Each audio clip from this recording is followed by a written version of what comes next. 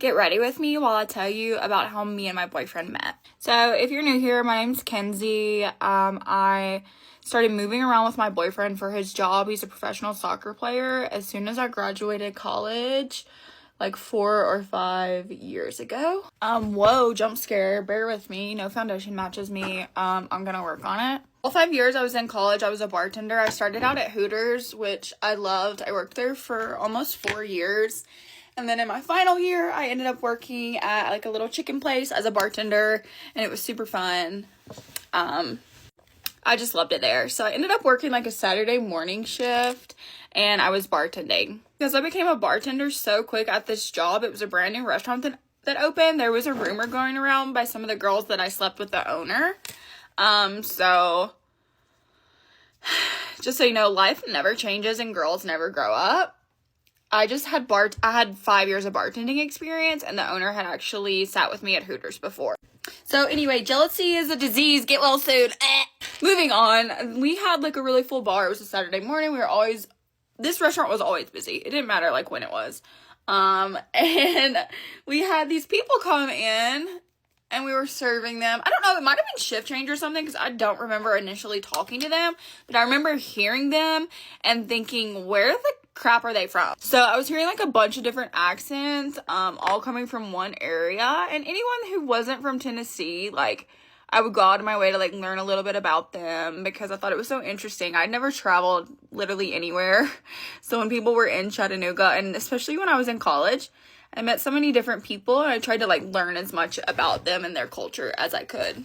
I go over, and there's like 5 or 6 guys, and I ask them where they're from. One of them's from like California, and then one of them's from Scotland, one of them's from Ireland, and so on. The day goes on, and they're drinking, they're having fun, like they just seem like a good time. I'm kind of like just talking with them, trying to get to know them, but there's one person who just is freaking ignoring me the entire time, won't like pick his head up. He's like sitting like this, and I can't figure out why. So it turns out that they had a game that day, and came like straight there after.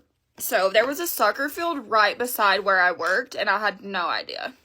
Soccer like wasn't super big where I lived or like where I grew up. I didn't know anything about it, and I really wasn't too sure about the team, but they all played on the soccer team they had just built the stadium right by this bar I was working at that was also just built.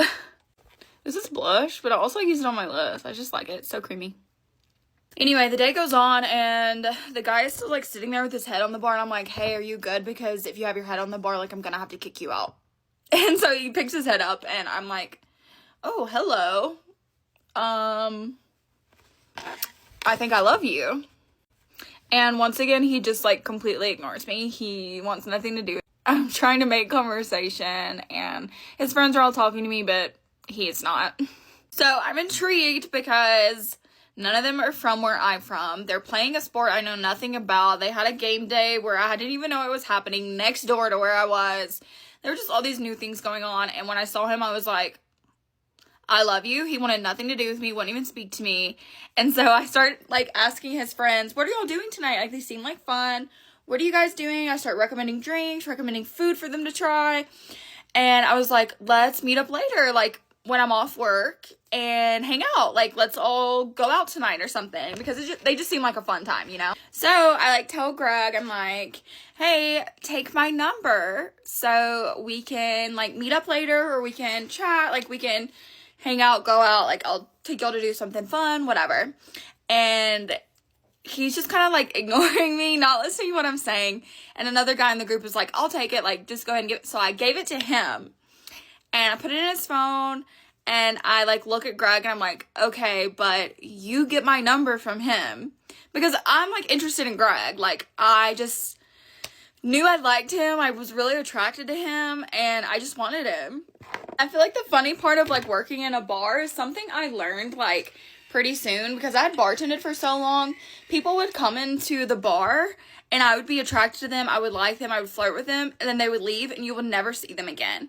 So if you don't like jump on your shot, you don't tell them how you feel, you don't tell them you like them, you don't try and get their number or like facilitate something, like bye, you'll never find them again. So that was something that was kind of funny that came along with like working in a bar. I was very, very, very able to be straightforward and upfront. And also you have like nothing to lose. Like people come into a bar and flirt with the bartender all the time, but like I feel like it's pretty rare that a bartender actually flirts with its guest, or it should be, unless it's just like a weird thing. So anyway, that's how Greg and I met initially. If you want a continuation of the story of how I ended up locking him down since he wanted nothing to do with me, let me know. But if not, that's just how we met, at a bar in Chattanooga, Tennessee. And now we've been together going on 5 years. So it worked. We moved in together after like 2 months.